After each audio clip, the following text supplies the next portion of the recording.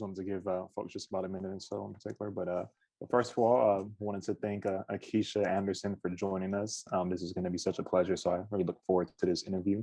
So first of all, I'll just kind of introduce some information about Akiesha in particular, and then I'll also let her go on from there, and we'll see.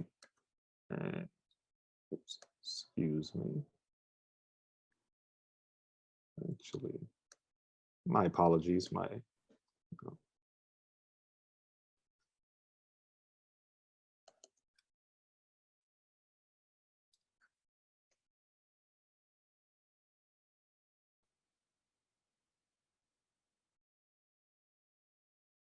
All right, awesome. So yeah, so Keisha Anderson is she's a lawyer and lobbyist that previously served as the associate director of admissions for UCLA Law School.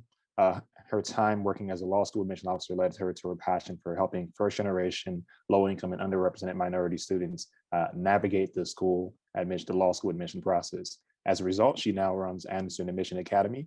And I'll post a link for you all and then also send out email as well later. And you can also find her at Akiesha on Instagram. But with that being said, I'll let Akiesha kind of introduce herself and we'll go from there. Yeah.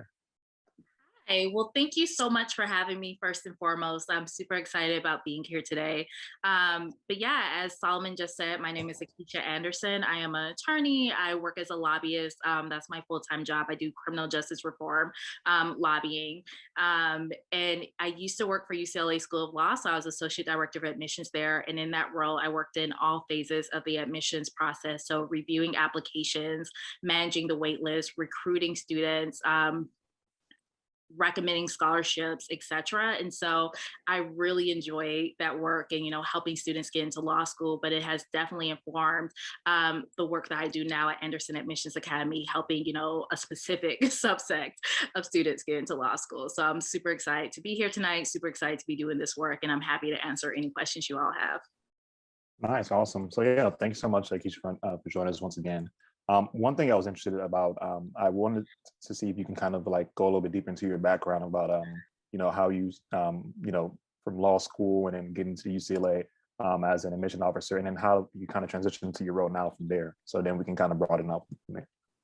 Yeah, so I went to law school after working and being in the real world for a few years. So in undergrad, I studied sociology and I minored in business management. I did not know that I wanted to go to law school. Because at the time I actually did not want to go to law school.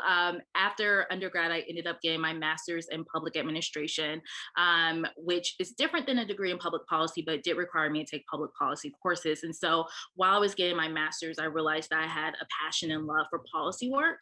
And so I went into law school knowing that I did not want to be in a courtroom per se. I really wanted to do policy work. I wanted to work behind the scenes. In legislative realms, et cetera. So before law school, I did have the honor of working for my US Congresswoman, the first Black Congresswoman from Alabama. I also had the honor of working for local elected officials. So I worked for the Montgomery County Commission. I'm based in Montgomery, Alabama.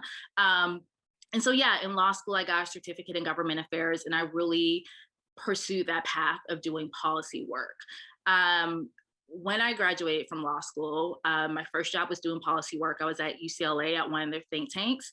Then we had the wonderful, and this is not to discredit anybody's political beliefs, et cetera, but we had, a presidential election and, the president that took over in 2017 that drastically impacted the type of work that I was doing. I was doing LGBTQ rights policy specifically.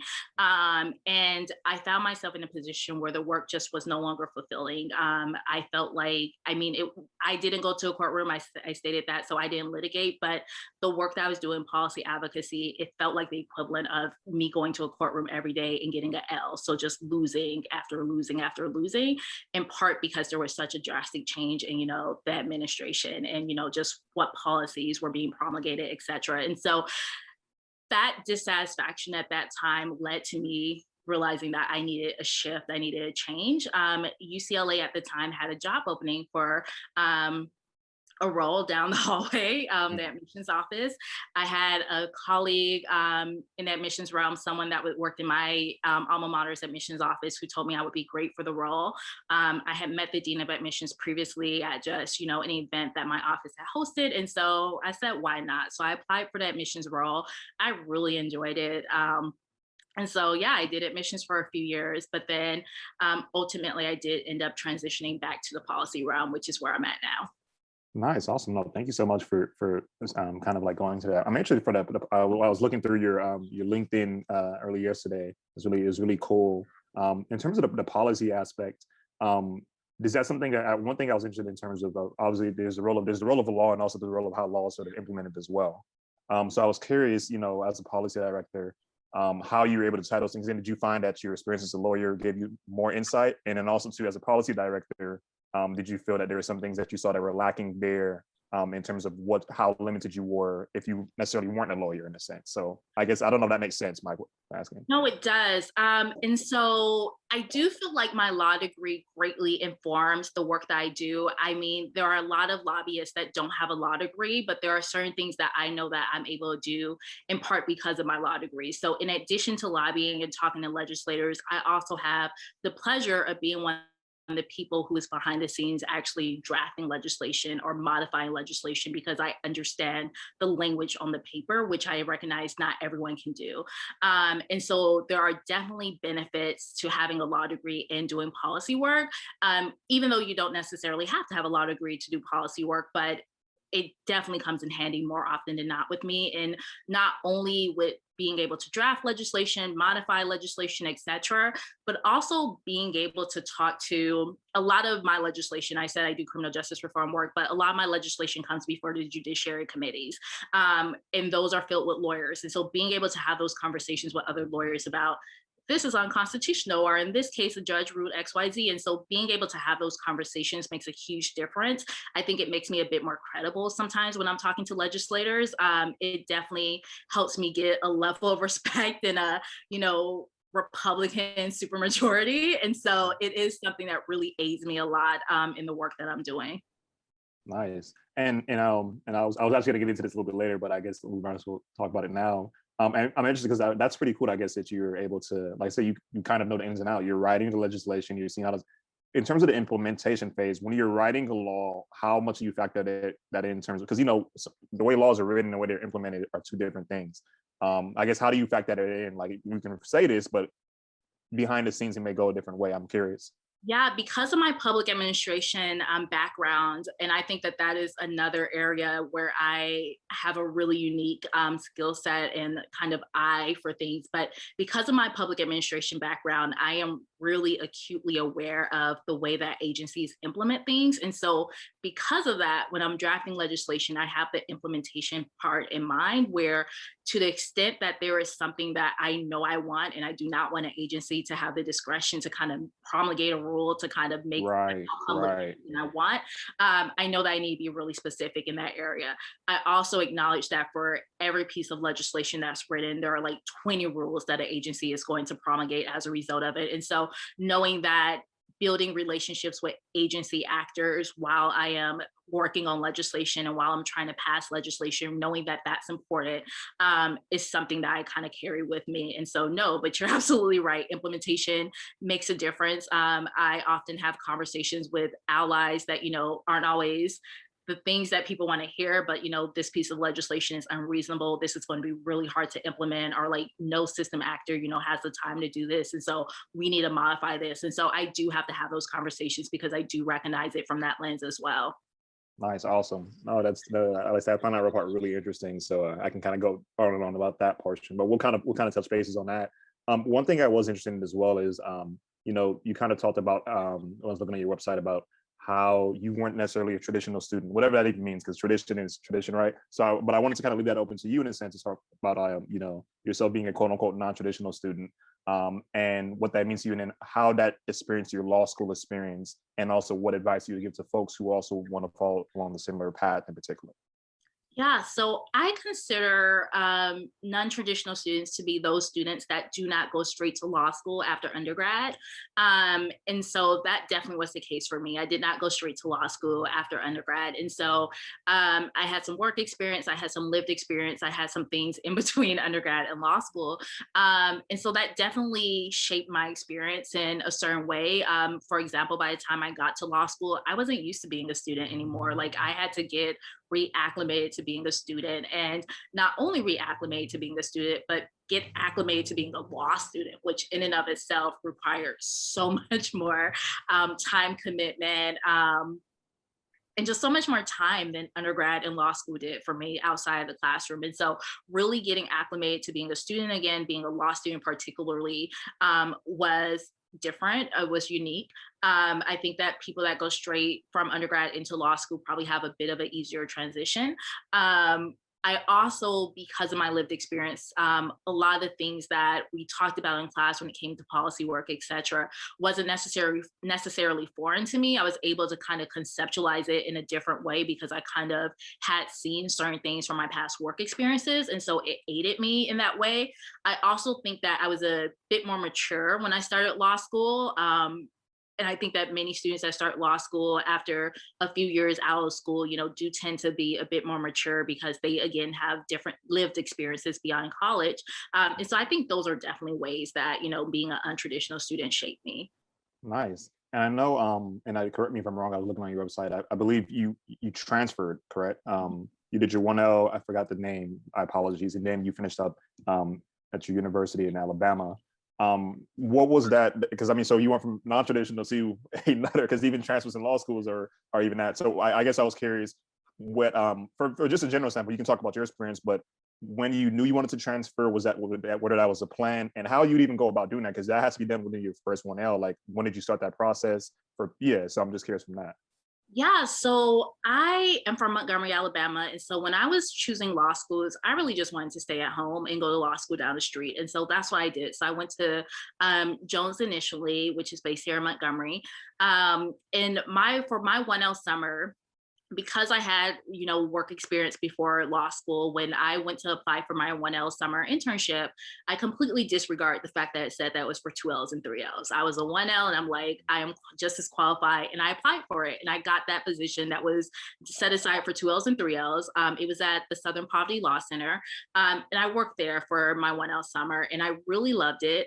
Our legal director, Rhonda, who I work with now in another context, now that I am policy director at my organization. But Rhonda, who was our legal director at the time, she told me something that I did not know before law school. So she had a talk with me one day about how elitist the legal profession is. And that's something that I did not know. I went to law school knowing that I would do public interest work. I wasn't likely to make, all the money that people at big law firms make, et cetera. And so I wasn't necessarily, or I didn't think it mattered where I went to law school. And she told me that even in the public interest realm, lawyers are super elitist. And she told me that I was too smart to not be at a well-ranked school. And, she really just had this talk with me that just scared me. It terrified me. And so this is my 1L summer. I'm already at, my internship. So 1L has, come and gone. I did really well my 1L year. And so I was fortunate enough to be towards the top of my class. And so after this talk with Rhonda, I would say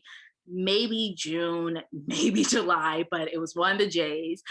She had this talk with me. And from there, I realized, okay, I'm going to take her advice. I'm going to, try to apply to another school. I still didn't want to go too far from home. And so I applied to Alabama, which is, the ranked school in our state. I heard back from Alabama in August, which makes me think that it probably was July when I applied, to be very honest.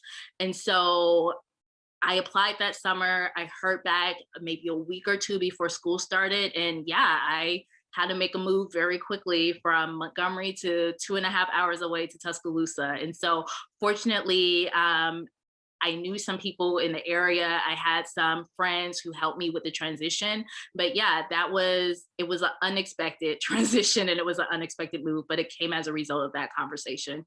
Nice. Wow. What a story. And I was going to ask a follow up to that. Before I ask that, just to clarify. So the whole process from knowing when you wanted to transfer and take about a month and a half, two, or it might, is that Yeah, it was somewhere between 1 month to 2, so it was not okay? more time than that. I definitely had not, Interesting.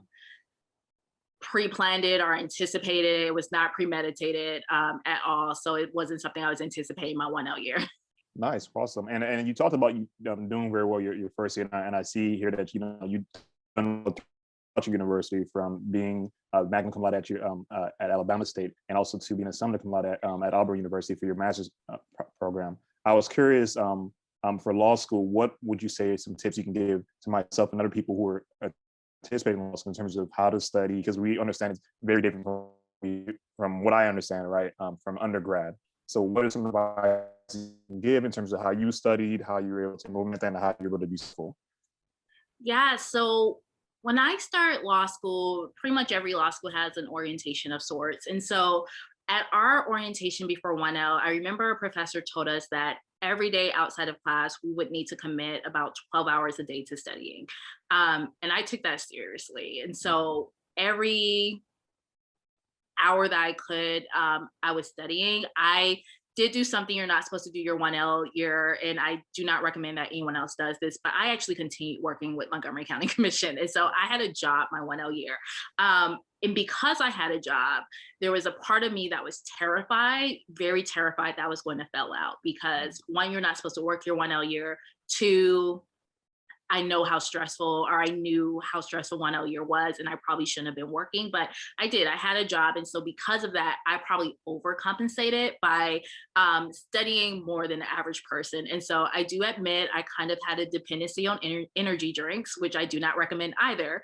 I recommend that you don't work. I recommend that you just spend your 12 hours studying when you can. But because I did work and have had other commitments on top of school, I really got little to no sleep because I was always studying. I was always like outlining cases, etc. And so there is an easier way to do it than what I did, but I admittedly always had a book in front of me whenever I could. Gosh, you wow.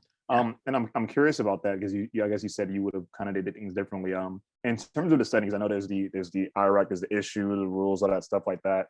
Did you your first semester? Did you because I guess you quote unquote overcompensated, but I guess it works for you, right? Because you've been overcompensating from undergrad, say for your master's program, and you're very successful. So I want to overcompensate just like that in particular. I hope I can.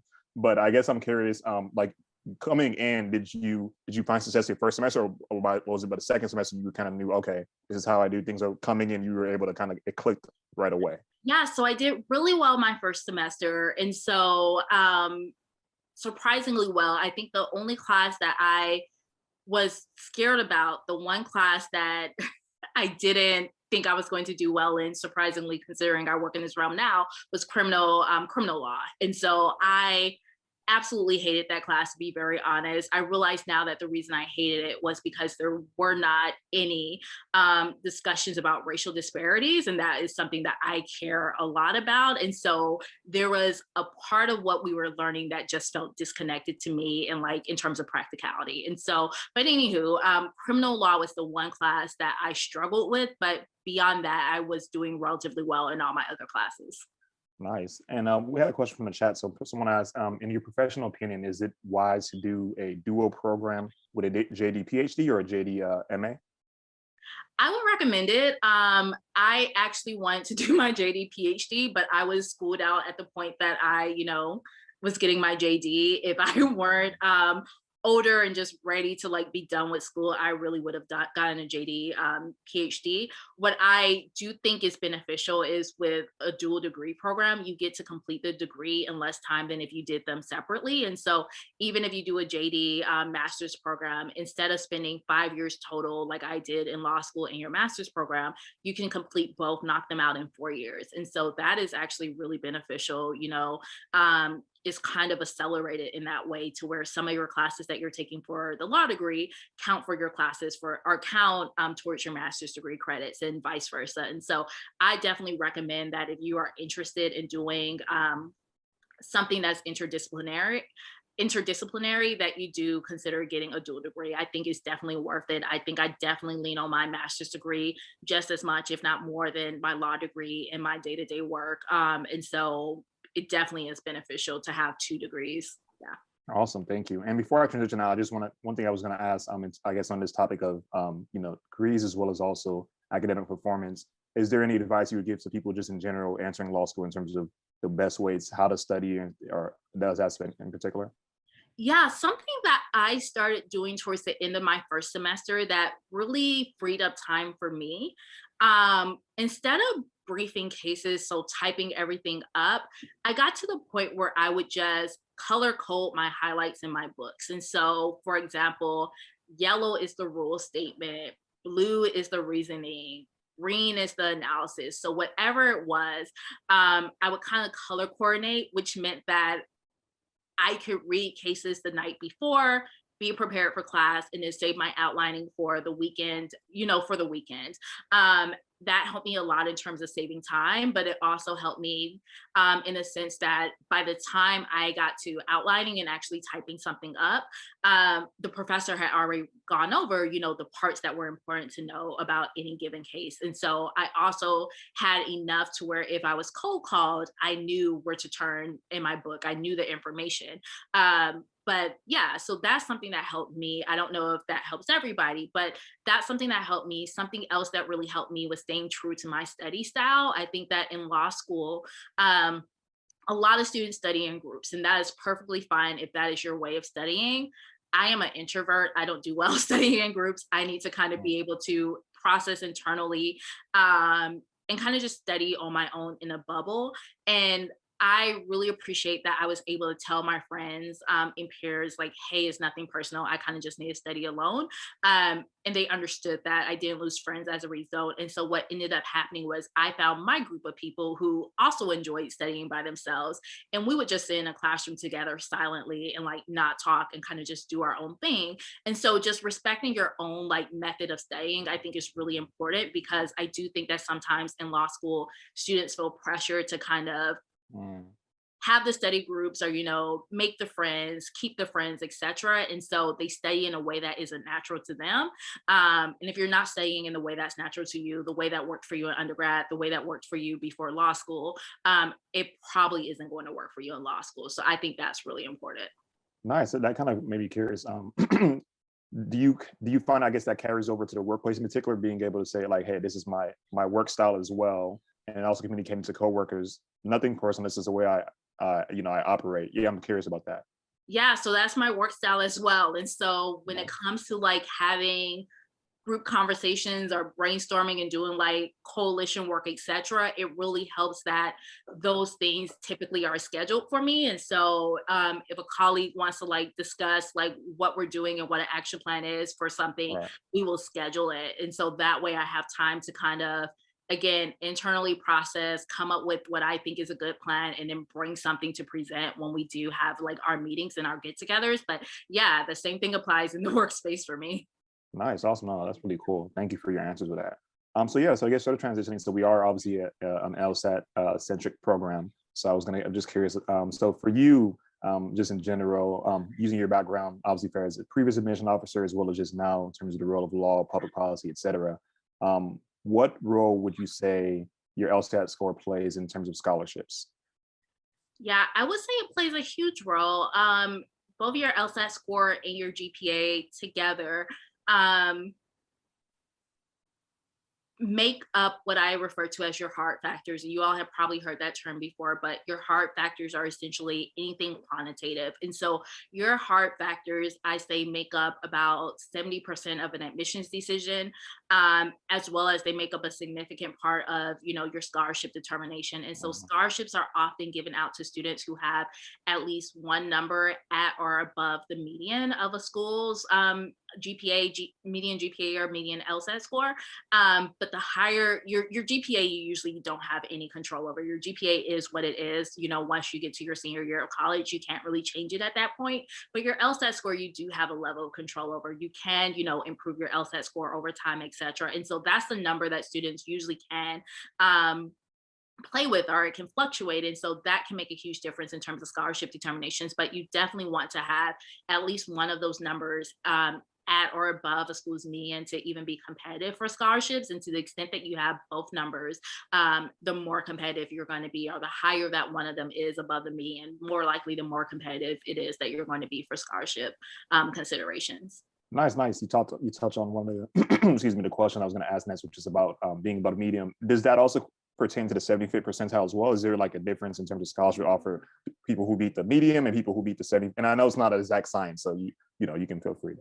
Sometimes, not always. So it depends on the rest of your application package. So sometimes when students are above the 75th percentile, there is going to be this push to like really get them into the school.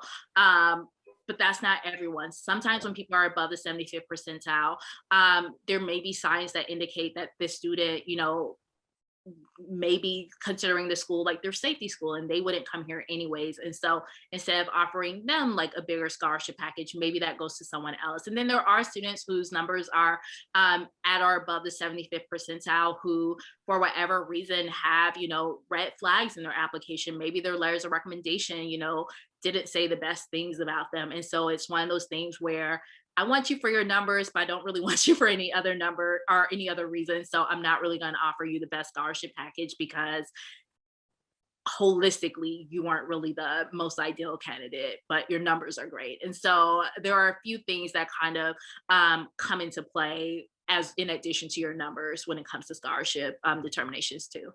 Right. No, that makes sense. And I guess I should have, my apologies. I should have sort of clarified my question, which is obviously, as you said, to be more competitive, right? It's not an exact science. You want to be above the medium in particular. So I was curious is that if there's even more advantage, I'm guessing, to being above the 75th percentile when it comes to scholarships. And I guess from what you're saying, obviously every case is different.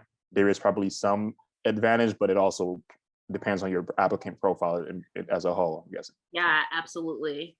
Okay, all right. Just wanted to clarify that. And I guess sort of on the same topic as people, this is this is sort of the meat of the topic most people want to know, which is, so for example, people who are, like I say, splitters. When I say, I guess how I define splitter in a sense is someone, let's say, who's below the 25th percentile GPA wise, right? Like I said, sometimes you just can't change that, but maybe above the medium when it comes to the LSAT.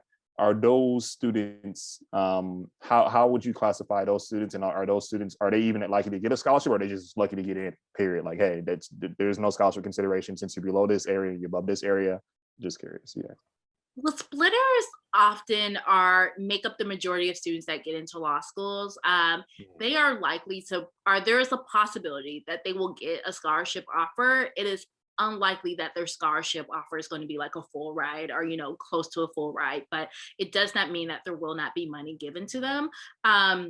There are a few other things that come into play with splitters as well. So some schools offer both need-based scholarships, or they take need into consideration when offering scholarships, as well as merit. And so if you're a splitter who has greater need indicated in your application, you probably will get offered more scholarship money than someone who has the same numbers as you without that, need indicated in their application. And so there are a few other factors that come into play too with splitters, but they are not necessarily foreclosed from getting any scholarship offers. So splitters oftentimes do get scholarship packages as well.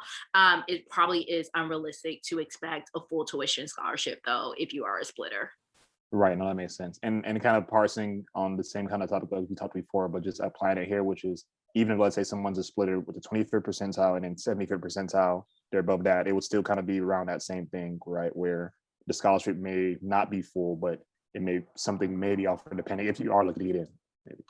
So believe it or not, schools are actually mostly concerned about their 50th percentile. And so not to say that the 75th percentile does not matter, but what schools are trying to maintain is that 50th percentile number. And so it's still possible that if you are at the 75th percentile, that you will get more money offered to you than someone who's at the 50th percentile. But that number that schools are trying to maintain, because it's the number that impacts rankings, is that 50th percentile number. And so it kind of, I don't want to say it doesn't matter as much where you are in variation to that, but like that 50th percentile number is the number that schools are really trying to get. Okay, no, and I appreciate you clarifying that, because I even myself, I was kind of ignorant as to that as well. So I appreciate you clarifying, like, hey, where you're really trying to get is a 50%. After that, you're talking about maybe marginal returns, I guess, for lack of a better term. in a certain sense. So no, that clarifies a lot of things. No, thank you so much for that. One thing I was curious as well, sort of related to this topic, but kind of different as well, is for students in terms of the application process. What are some do's and don'ts that you've in your experience that you've seen, maybe maybe when it comes to resumes or even the personal? Well, I guess we'll start out the personal statement, right? That's the meat of the, I guess, the non-quantitative aspect. What are do's and don'ts for personal statement? Things that you've seen that were good and things that you see like, hey, this is just, don't do this. Yeah, I think the biggest do for your personal statement is do make sure that by the time an admissions officer is done reading your personal statement, that they have a sense of why you want to go to law school. And so you do not need to start your personal statement off by saying, I want to go to law school because, but just by virtue of writing about whatever it is that you write about. Let's say that you are somebody who is moved by environmental injustice and you want to do something about that someday, or say that you are someone who doesn't necessarily know what type of law you want to practice, but you realize you want to be a lawyer after witnessing this travesty that happened, in the news a couple of months ago or a year or two ago. Whatever it is that is motivating and propelling you to want to go to law school, that is probably what your personal statement needs to be about. But by the time an admissions officer is done reading your personal statement, that is what they need to know, like why it is that you want to go to law school. Some don'ts, I recommend that okay, well, this is a do, but also a don't. So do honor page limit. So don't, disregard any rules that a school has with regard to personal statements. If they say that, it needs to be 2 pages, do not try to play around and finagle with the margins. Do like regular margins, 12-point font, like standard, just standard everything. Also, I like to recommend to my clients, even if a school allows you to write a 3-page essay, I like to condense essays down to 2 pages. I think that for the most part, students should be able to get their essay down into 2 pages. It needs to be concise as possible. But also the reason I like 2-page essays is because not every school accepts a 3-page essay. And I think that you should be able to, give the same essay to every single school. I personally don't like students to include a school's name in a personal statement. And so I don't like for students to say, I really want to go to ABCD law school for this reason. There have been a few times when I've seen a student do it well, but more often than not, it really doesn't add significant value to an essay, if any value to an essay. And so I recommend just not doing it at all. Most students that get into law school did not write anything specific about the school in their personal statement, and that's okay. If you are someone who really wants to include specific information about a school, something that's motivating you to go to the school, check with the school, see if they allow you to submit optional essays. So a why XYZ school essay tends to be, in my point of view, a bit better to do instead of, trying to include something school specific in your personal statement.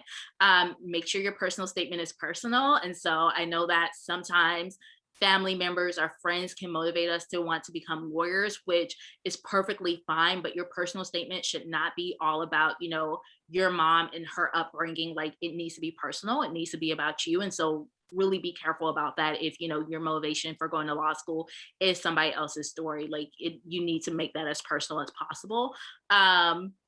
Let me see what else. I think those are probably the biggest ones. Make sure that someone else reviews your personal statement for you.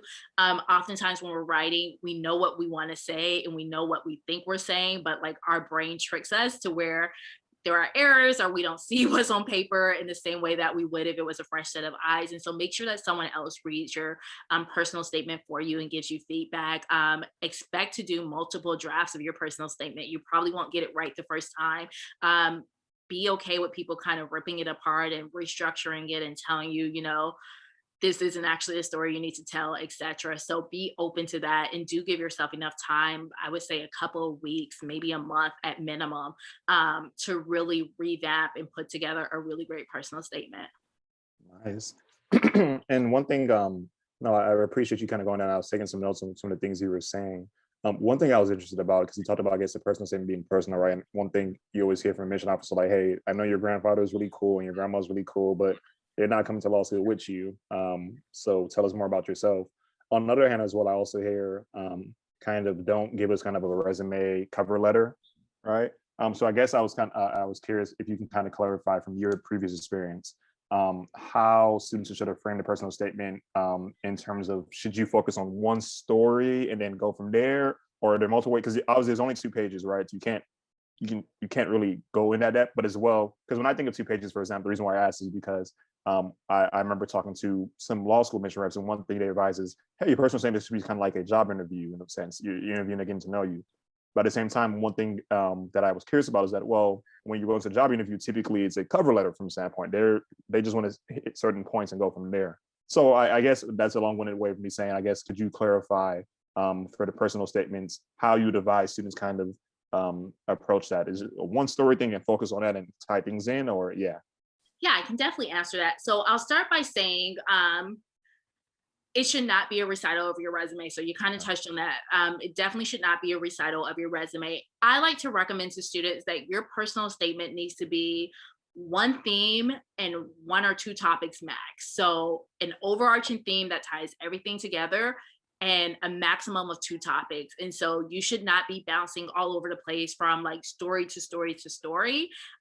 You can maybe fit into 2 stories, but if you can like focus on one story, that's probably, good or sufficient. But if you want to talk about multiple things, you can talk about your childhood, and then you can, fast forward to a protest you attended while in undergrad. So you can talk about 2 separate things, but you should not be talking about more than 2 different things, in my opinion. So try to have one overarching theme where everything is connected, but like two focal points max. And so that is usually my advice to students. Sometimes when I'm reviewing personal statements, I will actually count out for students how many different focus areas I saw, and like recommend that they limit that to 2, and kind of tell them which ones I think they should spend more time talking about, which ones they should consider deleting altogether, etc. But I do think that students do often make the mistake of thinking that they have to fit their whole life story into their personal statement, or that they have to tell a school everything about themselves, and they don't. And so just like you said, imagine that this is an interview. Not just imagine that this is an interview, imagine that this is an interview and you have 5 minutes to answer a very specific question. What is motivating you to want to go to law school? That is Yeah. what you are going to talk about in your personal statement. Thank you. No, that clears things up a lot. I appreciate you for that. And one thing I on this follow up as well as his red notes, let's say if there was a sort of imaginary personal statement checklist, right? What are some things? And if you don't think of it in that way, you can say, hey, I don't think that's the way you should I think. actually have a checklist on my website. And so Okay. Okay. Maybe I yeah, might have so missed that part. I actually have a personal statement rubric on my website. It is a free personal statement rubric. And what it does, it allocates points to, different things, like if you hit this. So did you have a overarching theme? Like was your sentence structure and like your flow and all that, was it good? And so that is definitely something that I recommend that, anybody watching this consider checking out and, downloading, because that will help you kind of stay on track with your personal statement. And it also attributes like points to different parts of the personal statement. So it kind of helps you understand like how important different aspects of your personal statement are in relation to each other. But yeah, some of the checklists are actually, I have it in front of me. Some of the things on that checklist, give me 1 second, I can No tell you. problem. And while you're pulling that up, is that the anderson.thinkitfic.com? Is that Yeah, right? if you go to anderson.thinkific.com, in the top right-hand corner, there should be a bar that lists like just different pages on my website, and one of them should say free personal statement rubric. And so the criteria that I have are, is there a key purpose? So in an easy to summarize way, did the applicant explain why they want to go to law school? Is there a theme? Did the applicant stick to 1 or 2 main topics? Sincerity, did the applicant come off as honest, sincere, vulnerable, and authentic? Personal, was the personal statement personal? Did the applicant avoid using cliches? Page limits, content, writing style, writing quality. And so that is something that, people can find on my website to kind of utilize as they're grading their own personal statement, or as they're getting someone to, grade their personal statement for them. Awesome. No, that's really cool. You have that. I looked through your website. I didn't see that portion before, so I'm glad I asked that, because because I was like, I'm not sure if this is sort of how I would frame this question, but I'm glad I asked it. Nice. No, really cool. Yeah, no, so I guess one question as well, I was curious as well. So a student had asked earlier, they want to know what advice you would give to people who are reapplying applicants, perhaps do's and don'ts from that aspect as well. Yeah, so if you are reapplying to law school, something that I recommend doing, especially over the summer,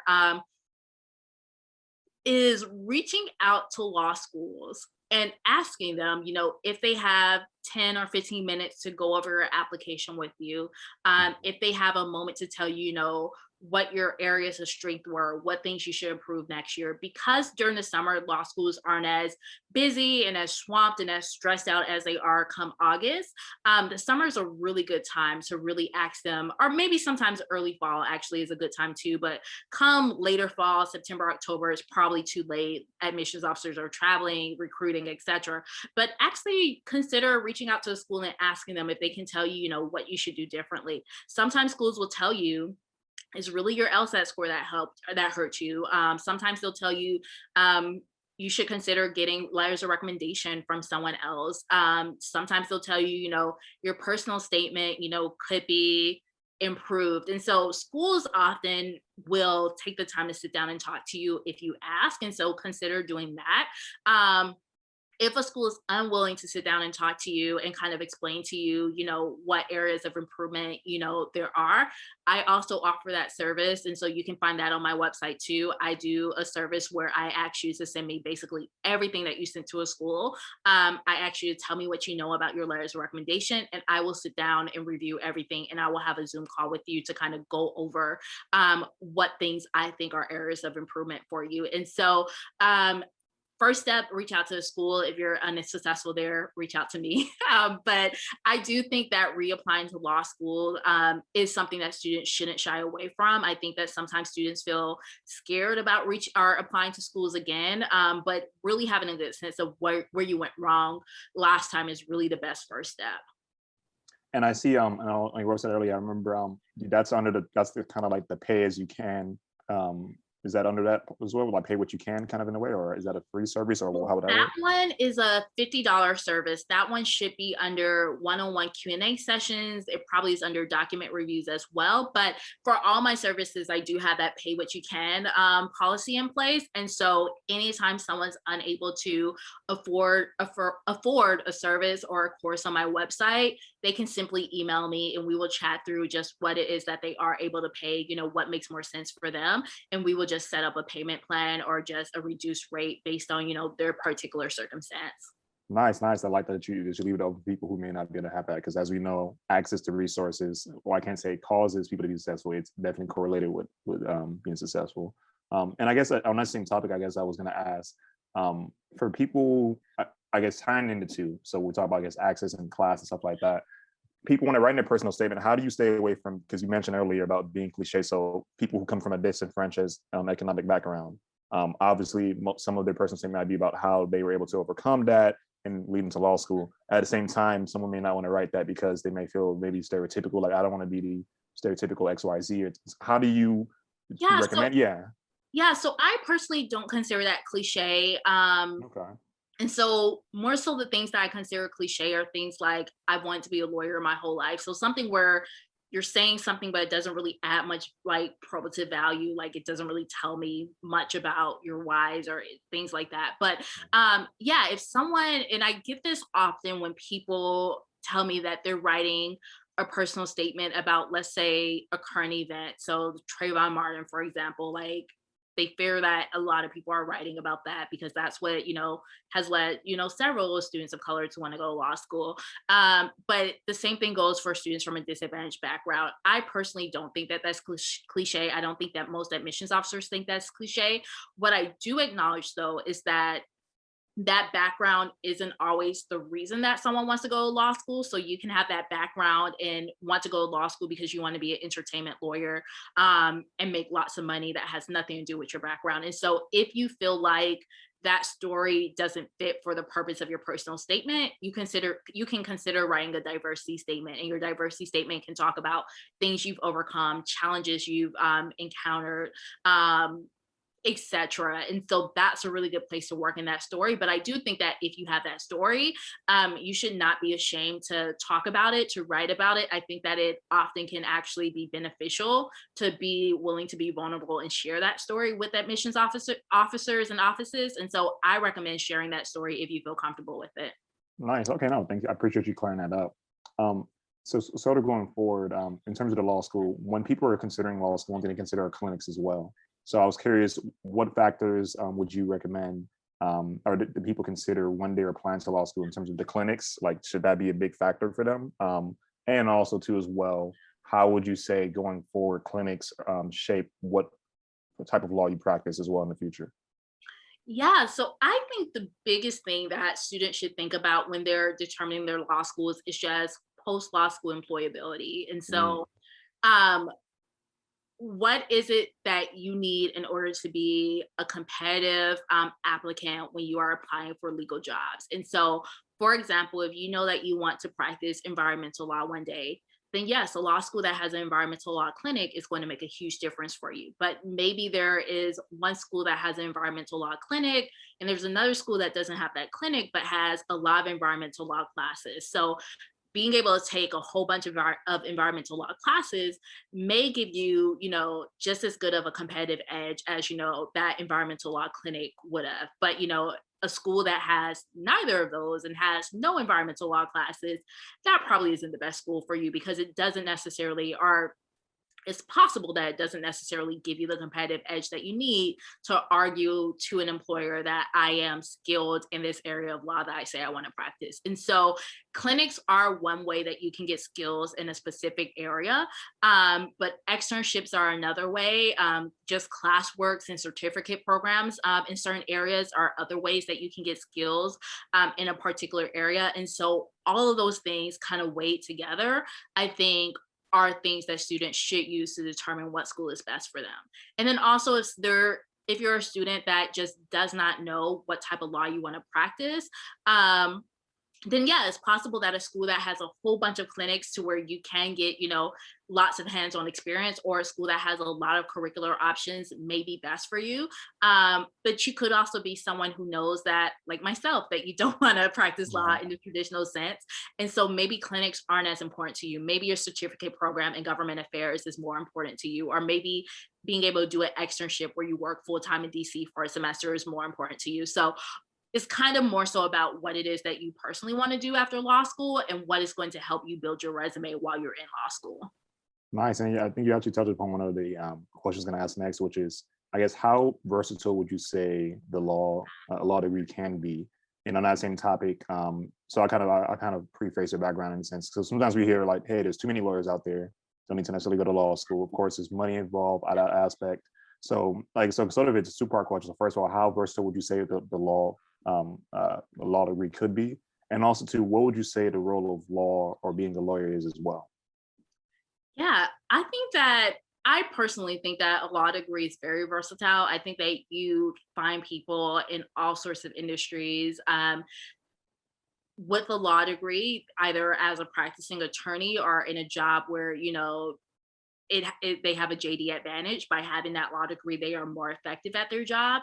And so I think that if you are someone who really is interested in, getting a law degree, as long as you have a sense of clarity about what exactly it is that you want to do with it, you will probably be fine. I think that students that struggle with a law degree sometimes are the students that lack direction going into law school and just think that, a law degree is just a ticket to um, anything in life. And so kind of making sure that you have some sense of direction is important, but you can do Mhm. a whole lot with a law degree. And so I definitely think that um that is the case. At least that has been the case for me and for my peers. And I'm sorry, Solomon, what was the No, second no question? problem. No, no, I know it was a lot. No, that was my fault. I should have asked it one at a time because they're two general questions. The second part was, what would you say the role of a lawyer is? And I guess on that same topic, why are lawyers needed? So for me, the role of a lawyer is to be an advocate to change the world. And so um, I personally see lawyers as the people that, in many ways, are the architects of society. They are making the laws that we all abide by. Obviously, every legislator is not a lawyer, but then there are lawyers behind the scenes pushing things forward. The people that are drafting legislation for legislators often are lawyers. So they are the architects, or we are the architects of the world. We also are the ones that, create the rules that we all abide by the litigation that we do. We are the ones that write contracts and, hold people to rules. And so we, in many ways, are the, um, not just the architects, but also like the referees, I think, of society, which is a really Mm. important role. So yeah, that's kind of what I think about when I think of lawyers. That's interesting. I like that. The referees of that. So, hey, that's a foul. I'm going to take it to Yeah. court to make sure you understand that's a foul. You're getting sued for that foul. You're getting fined. That makes sense. Actually, now you think from that standpoint. And you also have to know the rules of the game. As a lawyer, you have to know the rules of it. Okay, interesting analogy. One thing, no, I appreciate you answering and clarifying those questions. One thing I was curious about in terms of, I guess, being a lawyer like that, because for yourself, as you said, you mentioned, I was listening as you're speaking, you said you knew you didn't want to practice law at a certain point. And also the role you're doing now, as you expressed earlier in the interview, you didn't necessarily need a law degree, but the law degree did help. Yeah. So for yourself in particular, I'm curious, if you were to go back, would you still have gone through law school to get to the point you are now? And also, to, on that same topic, when did you know at what point you didn't want to practice? Yeah, I absolutely would go back to law school. And I actually knew I didn't want to practice when I Oh, was wow. applying to law school. Okay. I knew I did not want to be in a courtroom. And so my personal statement actually talked a bit more about wanting to be um, kind of like what I said, like behind the scenes and influencing legislation and policies, but also recognizing that there was this whole language that I did not understand, like legislation and the way laws were written, and that I felt that the law was a language that I needed in order to navigate and be successful in this realm. So yeah, I knew going into law school that I wanted a different path, but I also 1000% would do it over again. Yeah. Nice, nice. I'm going to circle back, because it's a question I forgot to ask earlier, kind of backtracking a little bit in particular. And I know you no longer represent UCLA, so I want to put something out there. But I was curious, when you were at UCLA, and things may have changed now, do you know for scholarships, if for most time, if people can, like, for example, the scholarship that you come in when you're 1L year, are you able to change that? Let's say you're 2L or 3L if you do better, or is the package whatever you get in your first year, that's it? There is no changing, and are they conditional? Yeah, so I'm pretty certain at UCLA Law, you could not change your scholarship at any point.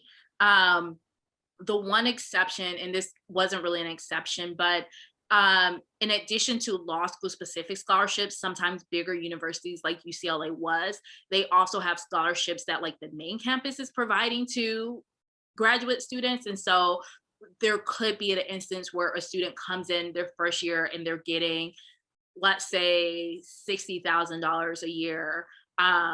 In their second year, instead of getting $60,000, it has gone down. And that's because your first year, you were getting an outside scholarship from like main campus. That was only for that first year and it wasn't for the next 2 years. And so that is the only instance that I can think of where a scholarship amount changed. But something that I will say about scholarships that I think matters a lot when students are thinking about what schools to go to is that all scholarships aren't created equally. So at a school like UCLA, for example, your scholarship is your scholarship. You do not have to maintain a certain GPA, or at least this was the case while I was there. You did not have to maintain a certain GPA to keep your scholarship. There was no threat looming over your head that if you're not the top of your class, you're going to lose this money. Whereas at some institutions, that is the case. You have to maintain a certain GPA to keep your scholarship, which usually means that schools can kind of anticipate in advance that, a lot of students are going to lose their scholarship. And so they have more scholarship money to offer the next batch of students. And it's kind of just this repeating cycle where I'm funding the incoming classes scholarships off of the students that lost their scholarship last year. And so that's something to kind of keep in mind that, if possible, you it is best to have a scholarship that is not dependent on a GPA, maintaining a certain GPA. And so that's just something to keep in mind as you're getting offers from different schools, just what kind of scholarship or what kind of requirements are attached to the scholarship offer. Awesome, thank you. On the same topic of, I guess, scholarship offers, how do you let's say a student is fortunate and they have multiple offers from different schools. How do you respectfully negotiate, scholarship offers like, hey, this school gave me this amount of money, I still want to attend your school without being, too, yeah. Yeah, no, that's a really good question. I recommend that the biggest thing that students know when they are trying to negotiate scholarships is that they must be respectful and gracious at all times. And so that is important because the one thing that you do not want is you do not want to show up to a conversation hoping to negotiate a scholarship and you walk away not only without a new negotiated scholarship or a higher scholarship amount, but you Yeah. also walk away without, your admissions decision. So you walk away with that being Oh, wow. rescinded. That's Wow. a really awful thing that can happen when Wow. conversations kind of disintegrate. So be professional, be polite, be respectful throughout all communications. But I think usually what helps students the most is being able to show schools that they have a similar, scholarship, or they have another scholarship offer from a similarly ranked school. That tends to be the most persuasive. So if you are trying to go to, let's say, a top 21 law school, a school that's ranked 121 probably isn't going to be as persuasive when you're negotiating your scholarship as a school that's ranked number 25. And so that's something important to know. And I do have on my website, I have an e-course on negotiating scholarships. And so that provides a template, it provides a spreadsheet to kind of track your scholarships, and it provides 10 tips on negotiating scholarships. And so I definitely recommend people check that out. But I do think that the biggest things that I want students to remember is to be gracious and be kind and professional, because again, I don't want that worst case scenario to come to pass for them. Nice. Wow. What don't you have on your website? I mean, you have a lot of stuff. I thought I checked out a lot of stuff on your website, but apparently this is good though. I'm gonna check out more stuff. This is really cool, and we'll drop it the link again for those who just joined as well, and also email it out later. Yeah. So we are towards the top of the hour. I guess I was gonna ask one quick question. I really appreciate your time in this interview. Passing on information to folks like myself and other people who are interested in law school. The last question I'm going to ask is a very simple question, which is, I guess, what would you say makes a good lawyer, in particular? So, yeah. Yeah, I think a good lawyer is someone that is just passionate about their craft, to be honest. So whatever type of law it is that you want to practice, I think that being intellectually curious is important in the legal realm. I think being a good writer is important in the legal realm. And I personally think that having people skills matters a lot in the legal realm. I mean, obviously, this is a profession where there are winners and losers, like quite literally, and there are adversarial like interactions and relationships, but to the extent that you are able to get along with other people, it really can, move you far in the profession, especially since oftentimes the people across the aisle from us, we have to work with, we have to be civil with. And so having people skills is really something that I don't always think that people going into the legal profession know is so important. I think that lawyers are seen as combative and just great debaters, but I think having people skills is really something that is an art that lawyers have to, craft and develop.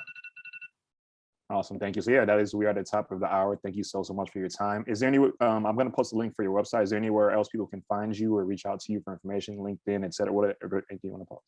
Yeah, the next best place to find me is on Instagram. And so my IG handle is just ask Akiesha, Akiesha. And so I respond to DMs, I post free information. And so that's really the next best place to find me.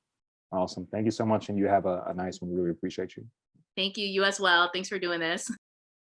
Thanks for tuning into the show. Please subscribe if you haven't done so already to be notified of new episodes as I release them. And feel free to reach out if you need anything at all as you move forward with your prep. I'm happy to help however I can. In the meantime, I'll wish you all the best and take care.